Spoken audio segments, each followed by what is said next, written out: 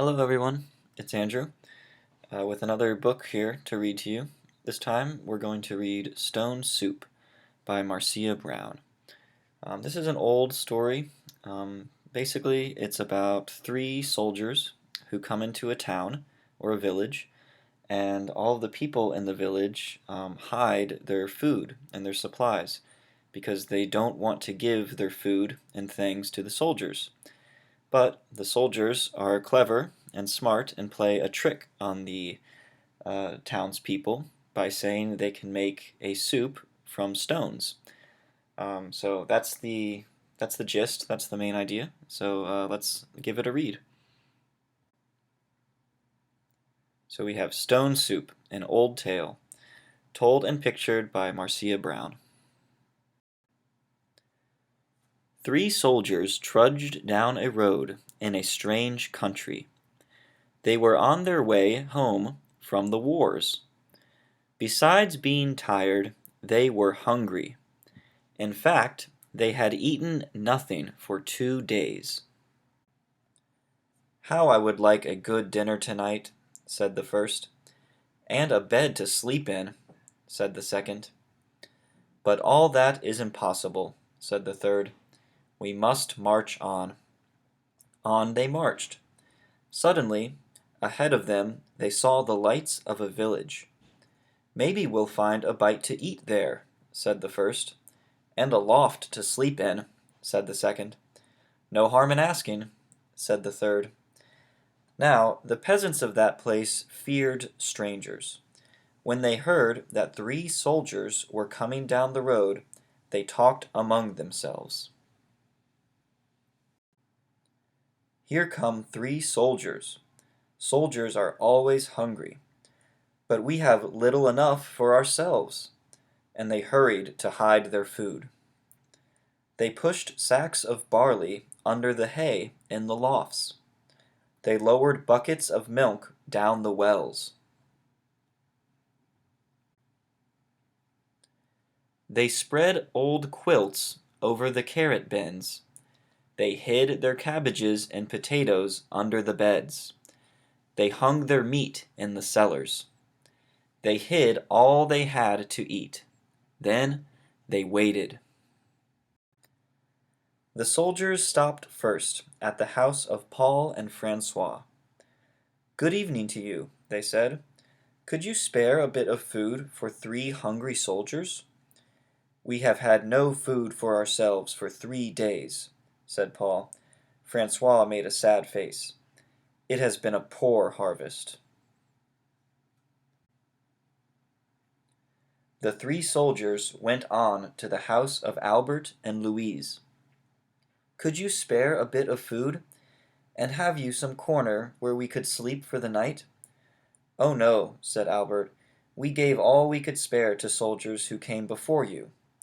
"Our beds are full," said Louise. At Vincent and Marie's the answer was the same. It had been a poor harvest, and all the grain must be kept for seed. So it went all through the village. Not a peasant had any food to give away. They all had good reasons.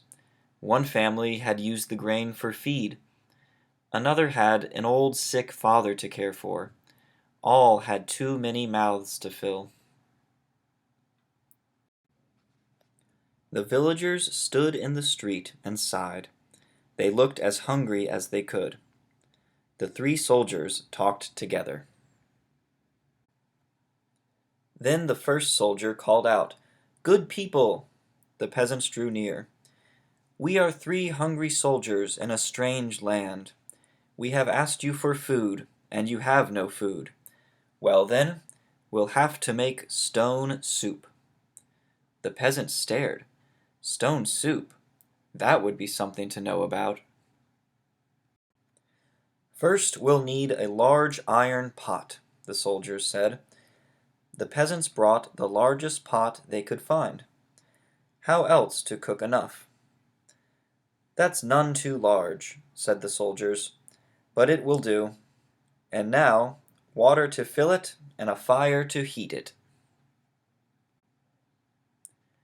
It took many buckets of water to fill the pot. A fire was built on the village square, and the pot was set to boil. And now, if you please, 3 round, smooth stones. Those were easy enough to find. The peasants' eyes grew round as they watched the soldiers drop the stones into the pot. "Any soup needs salt and pepper," said the soldiers as they began to stir.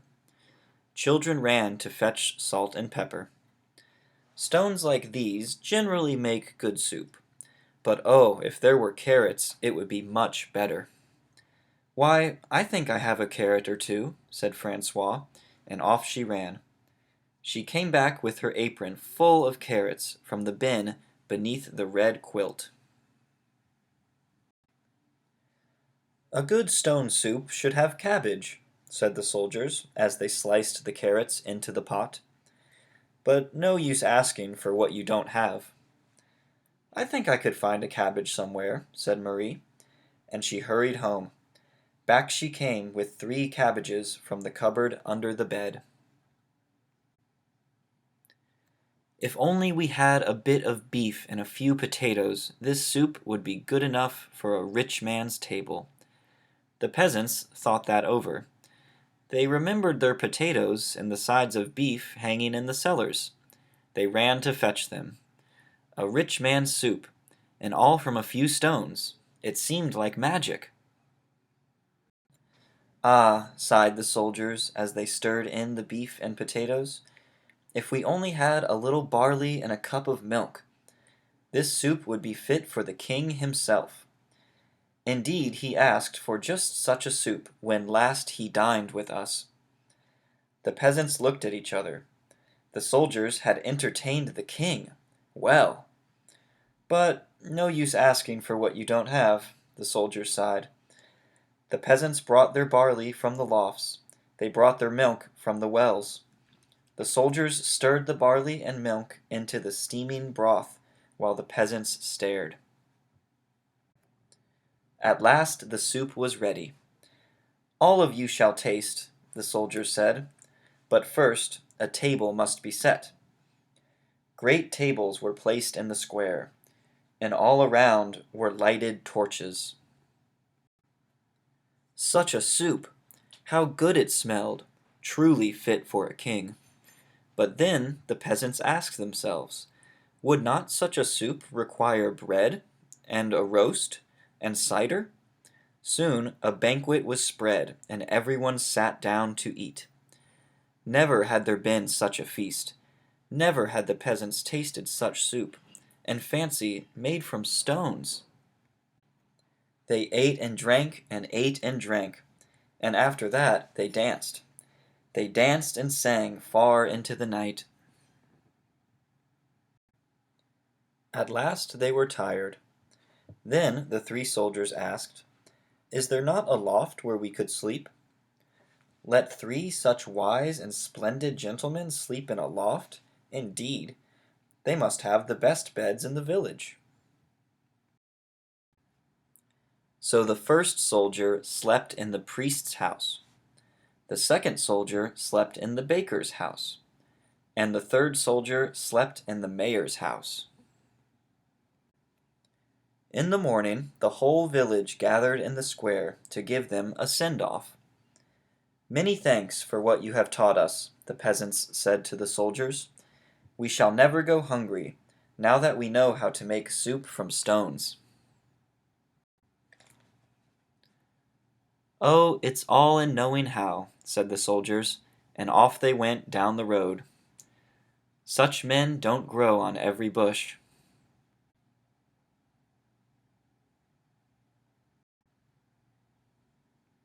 The end. So that was Stone Soup. I hope you liked it. So leave a comment on the post on the blog and tell me and Christina what you thought of the book.